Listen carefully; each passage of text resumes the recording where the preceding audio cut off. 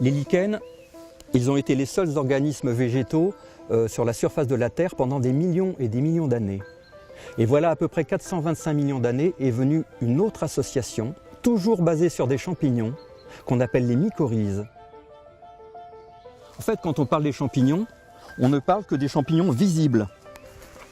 Mais ce n'est même pas 1% des espèces. Le principal organisme du champignon, c'est le mycélium qui est souterrain. Ce qu'on voit, ce qu'on appelle les champignons, ce sont les organes reproducteurs, de sortes de périscopes sexuels qui sortent de terre juste pour la reproduction. Les autres, ils sont sous terre là, et ils font des mycorhizes. Le champignon va aller chercher loin des nutriments et de l'eau pour la plante, et ce qu'il y a de plus extraordinaire, c'est qu'il va aussi échanger des informations.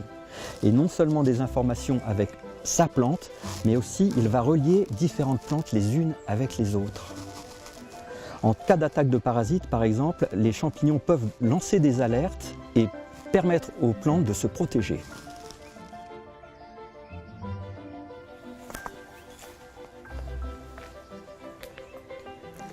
Autrement dit, quand on marche en bord de chemin, on marche sur un véritable réseau Internet végétal. C'est comme si des milliards de neurones palpitaient sous nos pieds.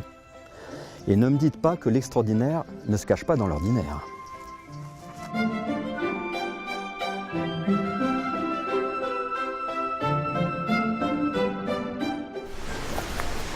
S'il y a une plante qu'on peut voir en toute saison, parce qu'elle est verte toute l'année, c'est bien le lierre.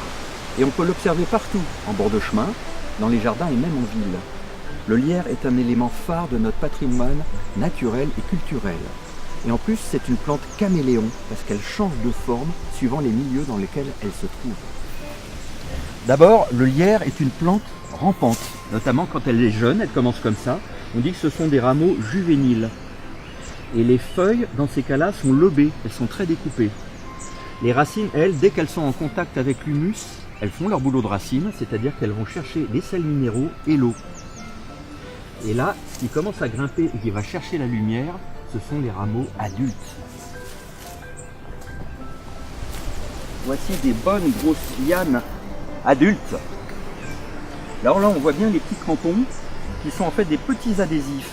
Le lierre n'est pas un parasite. Il ne prend aucune substance à l'arbre et il ne lui fait aucun tort. En plus, il l'habille pour l'hiver, il lui tient chaud. Il est très utile. Et on voit bien que de toute façon, le lierre ne se nourrit que dans le sol. Donc c'est pas un parasite. Et je ne le dirai jamais assez, le lierre n'est pas une plante envahissante.